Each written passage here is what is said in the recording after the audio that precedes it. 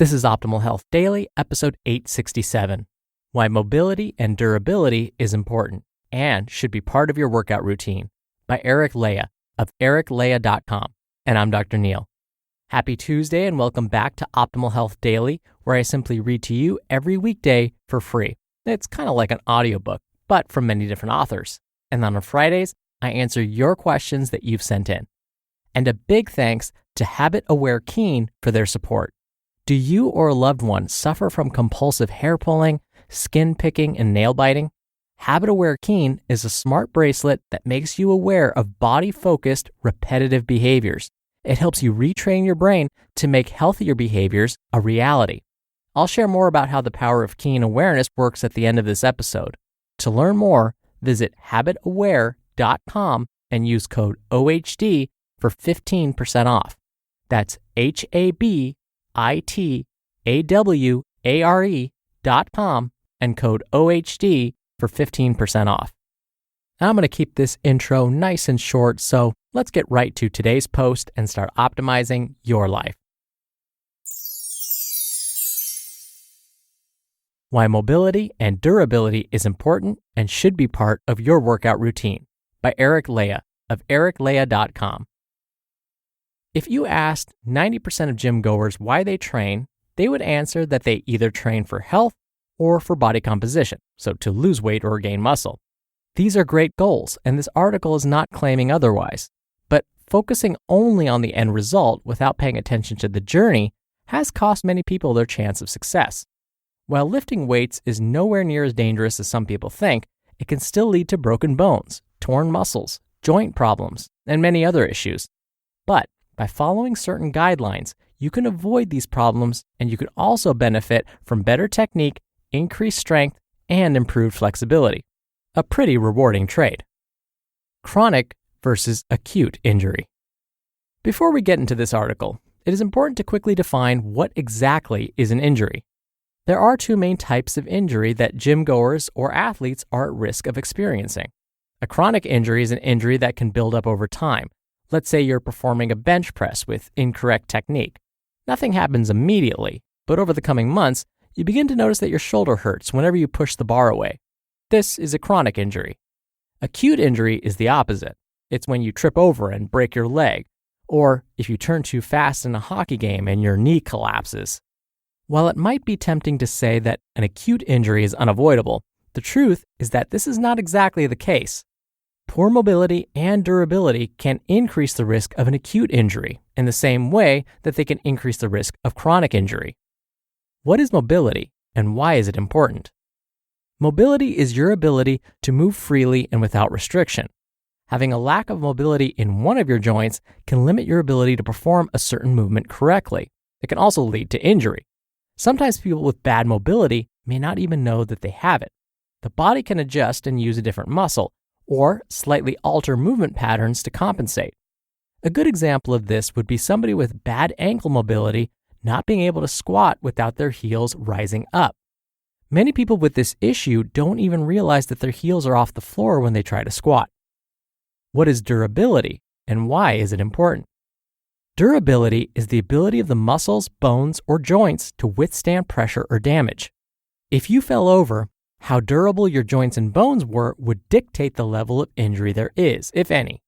It's why an elderly person who falls over is more likely to break a hip than a 16-year-old. Their bones are less durable. Like mobility, increasing durability can help injury-proof your body, allowing you to train at a higher intensity while staying safe. It can also enable you to lift heavier weights because your joints can handle higher pressure without giving way. Luckily, durability is improved through increased strength and an increased range of motion or mobility, so you can easily increase durability by strength training regularly and performing mobility exercises. So from now on, when we talk about improving mobility, just remember that this will also improve durability. Strategies for increasing mobility and durability. Considering the numerous benefits that increasing mobility can have, like improved technique, reduced risk of both chronic and acute injuries, you'd think that everyone in the gym was finding space in their programs to improve it. But the opposite is the case, with mobility being at the bottom of most lifters' priority lists, well, after calf growth.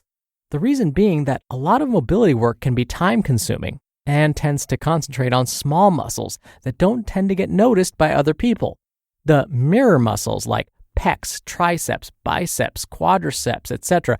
are overworked by many lifters, while rotator cuff muscles, teres major and minor, and muscles of the lower back and hip are typically neglected. Since no one has ever come up to a bodybuilder and said, "You have such great erector spinae," it tends to get overlooked. But anyone who intends to lift weights for a long time or have a successful sports career needs to improve their mobility. So finding time at the beginning of your workout to focus on these muscles is crucial. Starting off a session with mobility exercises is good for a number of reasons. Firstly, it is habit forming.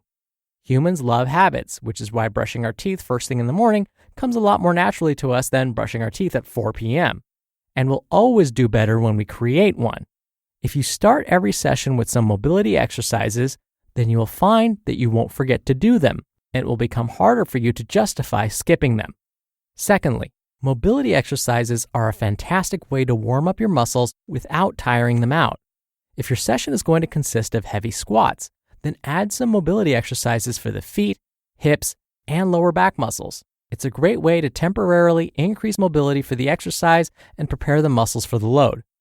Finally, there is the practicality of performing mobility exercises while the muscles are still fired up.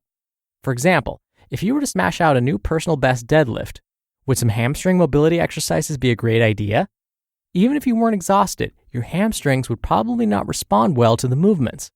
One common mistake that you want to avoid is not adequately incorporating mobility exercises into your workouts.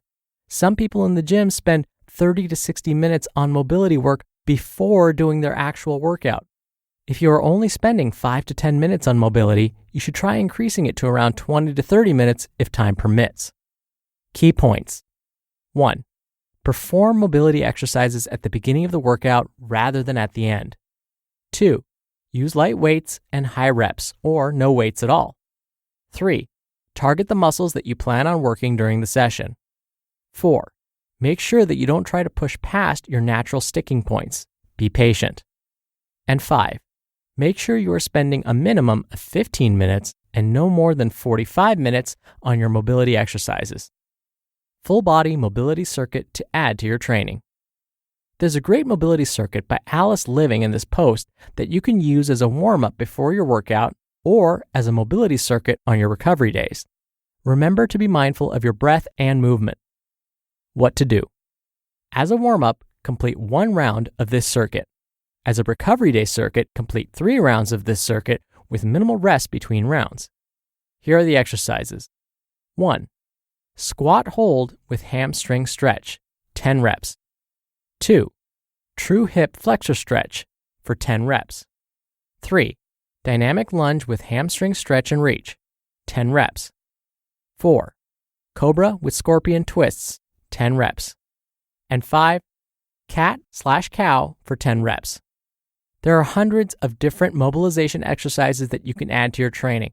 Each one has a different use and huge benefit. This full body circuit should be a great place for you to start. I hope you enjoy. Final thoughts. Adding mobilization exercises to your workout is a great way to improve your technique in most exercises, prevent both chronic and acute injuries, and warm up sufficiently for a workout without tiring your muscles. Use them sensibly and try not to get carried away. Remember that while mobilization drills are important, it is the resistance training that is the staple of your workout.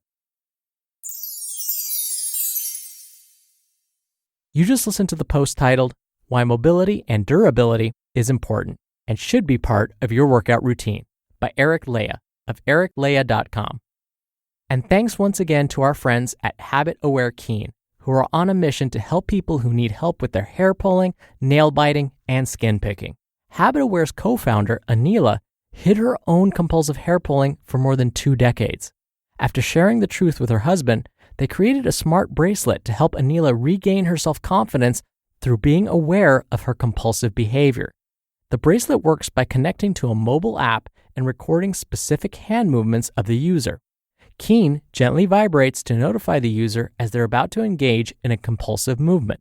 With the power of Keen awareness, you'll be able to retrain your brain and know that there's no need to suffer in silence anymore. My brother used it since he has a habit of scratching, and it worked for him and helped retrain his brain. Visit habitaware.com to learn more. And remember to use the promo code OHD for 15% off. Dr. Neal here for my commentary. So much of mobility and durability is really about pushing your muscles just beyond that point of comfort. Really, that's a fancy way of saying we need to stretch out our muscles a little bit more. If you were to listen again to that full body mobility circuit that Eric proposed, you'll find that a lot of those moves are basically like stretching moves. You're going to hold a pose and stretch those muscles. Now, when you do these kinds of moves, it's important that you feel a little bit of discomfort. Far too often when we're doing things like stretches, we stop way before we should. In order to build that extra mobility and durability, we have to push the muscles just a little bit further than that comfort zone. So when you're doing stretches, one of the reasons why most people don't like stretching is because it feels uncomfortable, but you kind of want that to happen. By stretching the muscle, you're pushing it beyond what it's used to, but by doing that, you're going to increase your mobility and durability. So when you're stretching your muscles, you want to go just past the point of that initial discomfort.